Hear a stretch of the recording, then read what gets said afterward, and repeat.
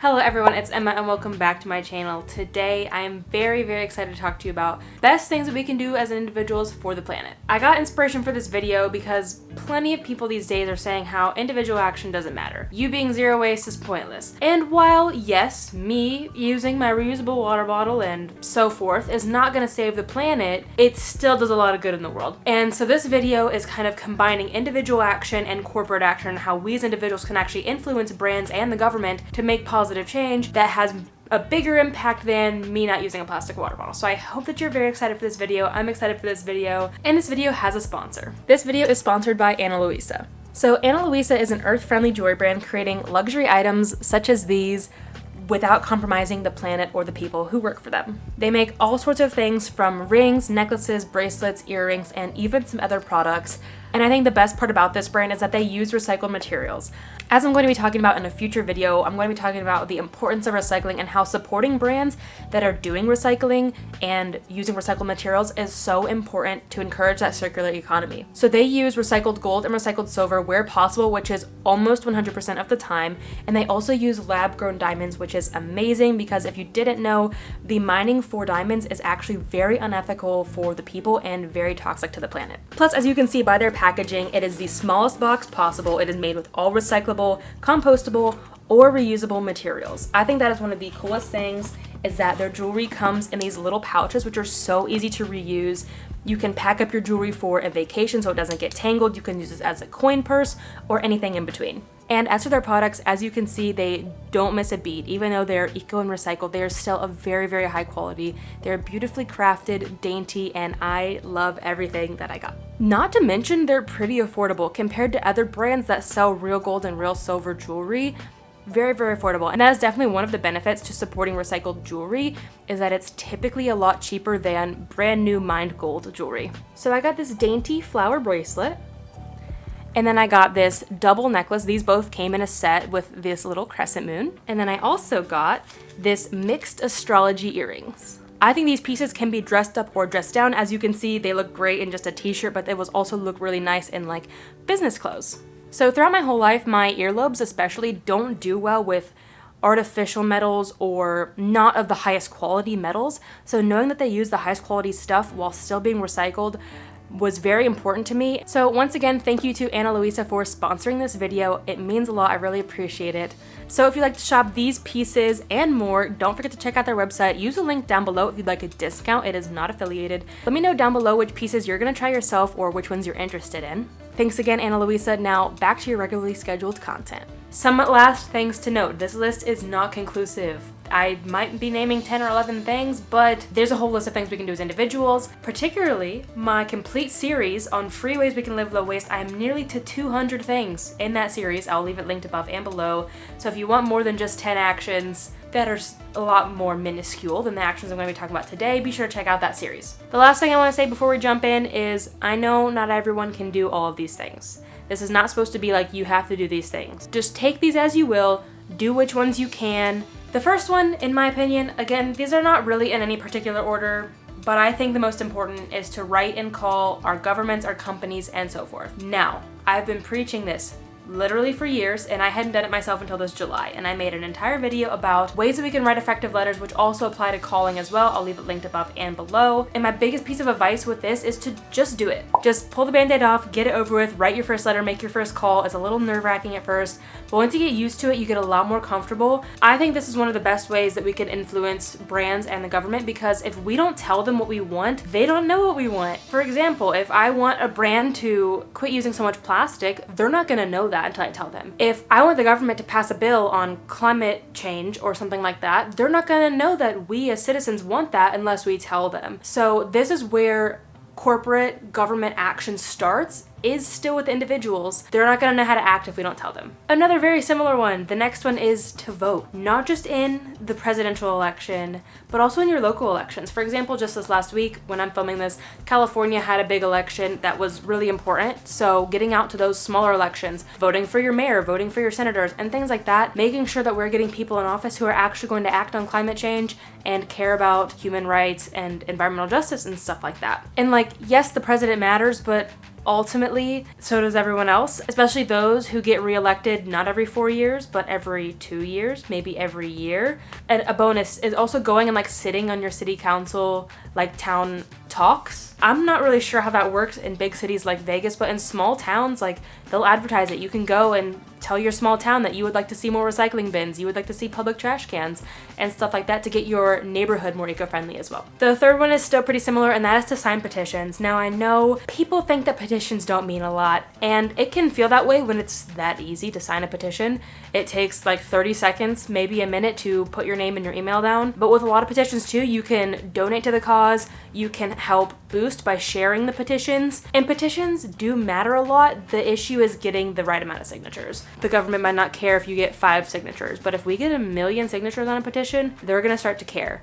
And I think that has a lot of power too with writing. If one person writes, they might brush it off, but if 100 people write, they're gonna start to care a lot. So when it comes to petitions, sign petitions and spread the word so we can get more signatures, as well as to the person, write to the government about that issue as well. For example, Line 3 is a big issue right now. I'm sure everyone has heard of it. If not, go do some research. But basically there was a petition going around. Everyone was signing the petition, but we all need to take the next step and write the president about Line 3, write our senators about Line 3, and so forth. So they all go hand in hand, those first 3. Okay, time for the controversial one, I guess. The next one is to eat less meat. Okay, before anybody gets upset, I'm not saying everyone has to go vegan. I know not everybody can go vegan, but cut out meat when and where you can.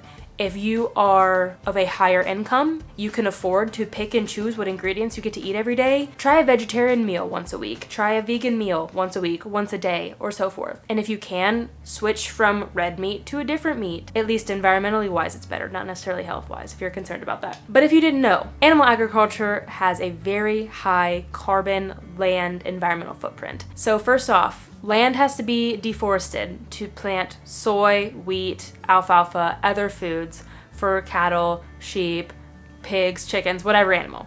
That's a big crop out here in the desert too, is alfalfa and wheat, which we feed to animals. And we have to water those crops, and we're also in the middle of a water shortage, so it takes a lot of water, it takes a lot of land, a lot of fertilizer, a lot of pesticides. And that's not even the environment, that's not even the carbon footprint. A lot of carbon goes into the machinery, putting gasoline in the machinery and diesel fuel. You can get the same amount of nutrients from like a can of beans, other food of course, than you can from like a pound of beef. But that can of beans is just that, it's the can of beans. 1 pound of beef, if you can't really look at the whole thing, but it takes hundreds, maybe just tens to hundreds of pounds of food to make that 1 pound of beef. Hopefully that makes sense. I have a few more videos on this topic. I will leave a link down below if you'd like to do more research on that. Number 5 is to compost. Now, here's a quick rundown on why composting is so important. For the longest time, I would send food waste to landfill because I thought it's natural, it will break down.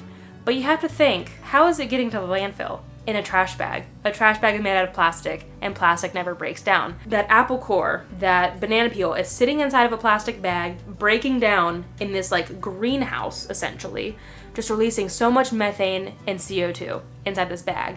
And then once all of those bags eventually break, burst, whatever, all that methane and CO2 is then released into the atmosphere, which methane is a lot more potent than CO2. It's actually more dangerous of a greenhouse gas. So there's that. And of course, we should be returning that valuable nutrients to the soil to make fertilizer to grow more food. A common argument with animal agriculture is that we need animal waste as fertilizer. No, we can turn plant waste into fertilizer by composting. So I know not everyone has access to compost. For example, my city doesn't have a compost, but I do have a small yard that I have a small bin outside. I compost at home, and then I can use this in my landscaping, on a future garden. I can give it to local farmers if I don't end up gardening. But there are also ways that you can compost in an apartment too. There are small bins. Again, you just collect, you turn it into compost. You give it to someone else to use since you probably don't have a garden in your apartment. But it is feasible for almost anyone to compost at all sorts of levels. If your city has a composting system, please take advantage of it. The next tip that I think is so important is to educate and inspire others. For example, that's why I started this platform. I was educating myself on environmental issues, on climate change, on plastic pollution, And I was so mad. I'm like, why does everyone not know about this? So that's why I started this platform, was to educate others. You don't have to start a YouTube channel or an Instagram or anything like that, but just share this video with your friends, talk about climate change with your coworkers, and so forth. Share petitions with others, give people good emails and phone numbers to call so they can take action too, instead of just keeping all that information to yourself. And here's what this really plays out is, if I would have kept all this information to myself 2 years ago, I would be the only one signing these petitions. I would be the only one using a reusable water bottle. But now, almost 10,000 of you are gonna be able to do these things too, because I started to educate others and spread the word. And that's the thing too, if you're not an educator, that's fine, just share articles with people. And even being like a silent activist and just being a positive example. I know so many people who have switched to reusables just because I show up with this to work every single day. I don't even talk about plastic waste that much at work, but people just see this and are like, oh my gosh, you're saving so much money by not buying a plastic water bottle every day. I'm gonna do that too. Which leads me into a future video topic I'm gonna be talking about, is ways to be an activist on different levels, from being like a silent activist to being someone who goes to rallies, everything in between. So if you're interested in that, you're not subscribed yet, definitely subscribe so you don't miss it. And the next one is just be mindful of your consumption. It's really that simple. It's looking at things and being like, okay, there's this pack of oranges that I really want, but there's oranges that are packaged right next to it. Can I just get the naked ones? And also just evaluating purchases too. Like, I really want this new iPhone 13 that just came out, but my iPhone 11 or 12 or whatever is still perfectly fine. Do I really need the iPhone 13? And think about that. Like, try not to impulse buy. I know we all do it at some points. Think through your purchases. Think, can I live without this? Can I use something I already have? Is there something secondhand I can use instead? Which leads to the next point. But not just physical stuff as well, but invisible. When you're looking at like your produce at your farmer's market and there's apples from the orchard in your neighborhood, or there's apples from like Fiji or something, pick the apples that came from your local farmer. Shop local as well to reduce the invisible footprint. So really just become a mindful consumer instead of just being a mindless consumer, I guess. The next tip is to carpool or take public transportation if you have access to it. This is something that really frustrated me when I moved back to the US, was the infrastructure, period. It is not conducive for public transportation. It's not even conducive for carpooling even. And like, there's no incentives other than reducing your emissions and saving on gas money. But in Japan, public transportation was top notch. And I know there are some cities in the US that have really good bus systems, really good trains and stuff like that, but that is not the case for Las Vegas. So that's why I talk more about carpooling, is because it's easier for me. But if it's easier for you to get on a bus, a train, definitely take advantage of that. But carpool if you can too. For example, you work with 5 other people. You work 5 days a week. Each person only has to drive 1 day a week. That means everybody's cutting their gas usage in 5. You're gonna have to fill up your personal gas tank less, which means each person is burning less emissions and each person's gonna save a lot of money on gas as well. So this is why I think carpooling is one of the easiest things you can do. It is completely free, you end up saving money, and you save a lot of emissions too by getting cars off the road. Not only are we getting more cars off the road, but we're also reducing traffic, meaning there's less of that stop and go, which is where you burn most of your gas, is just sitting still in traffic. Yeah, it's all around a great thing. Okay, the next tip, I say that every time. My next tip, something that I have been doing my whole life, is shopping secondhand. This is something I feel like 10, 15 years ago was like frowned upon. At least like in middle class society. Like, oh, I know a lot of people like in my community growing up thought that way. Like, ew, Goodwill, your clothes aren't brand new. Ew. Like, people literally thought it was gross. But now secondhand is trendy, which is kind of unfortunate, but also really cool, because it's influencing a lot of like teenagers to go shop at Goodwill instead of the mall. Not only is shopping secondhand great because it keeps stuff in circulation instead of extracting new materials to make something for you to wear just to throw it away, but also donate your stuff too. Don't just buy a bunch of stuff secondhand and then once you're done with it, throw it in the trash. If it's still good, give it back to the thrift store. Keep stuff in circulation and keep that circular economy going, instead of having that buy, use, throw away mindset. Have that mindset of buy, use, reuse, which is pretty similar to the next tip, and that is to recycle properly. And I know everyone says like recycling, it's the last R for a reason. It's not the most important, and it's not the most important, but it still is very important, especially recycling properly. I get recycling in the United States, it's absolutely broken. It is a mess, it does not work very well, but we need to keep trying. It's better to keep trying instead of just sending that good aluminum to the landfill. I'm gonna make an entire video about this really soon, about how recycling is so so important, especially right now. But pretty much the more accurately that we recycle, the more correct that we recycle, the higher that rate will go up. A lot of the reason our plastic recycling is only at 9% is because we as consumers are recycling incorrectly. Granted, it's also because there's not a high market for recycled plastic right now, but they go hand in hand. So recycle properly, clean out your recycling, sort it.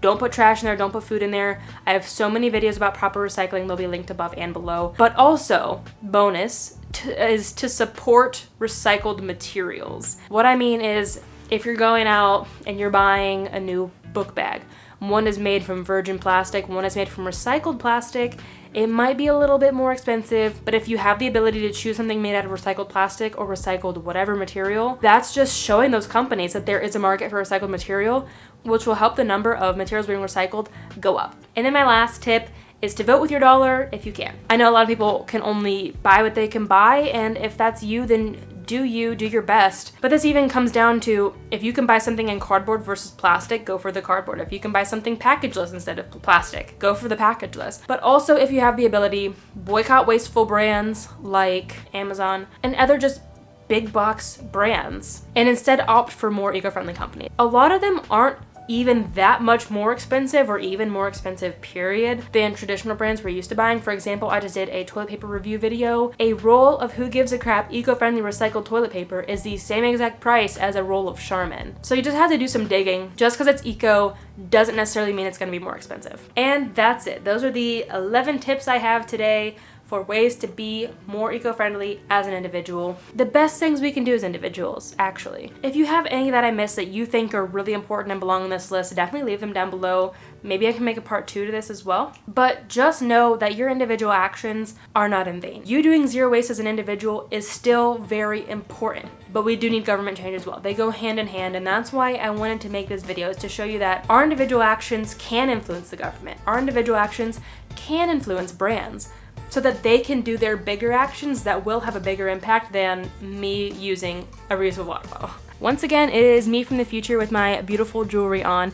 This video, again, was sponsored by Luisa. If you want that $15 off, don't forget to use the code down below.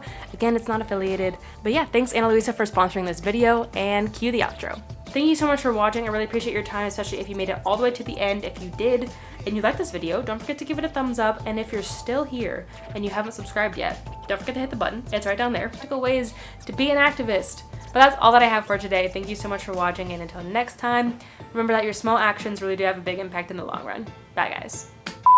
Hello everyone, it's Emma and welcome back. I feel like I'm a little too far. Insert sponsorship message. That's it. I think that's all I have to say. Is it has such a my brain's empty. Yeah, that's it. Next. This one I don't think is quite as important. Well, no, it is.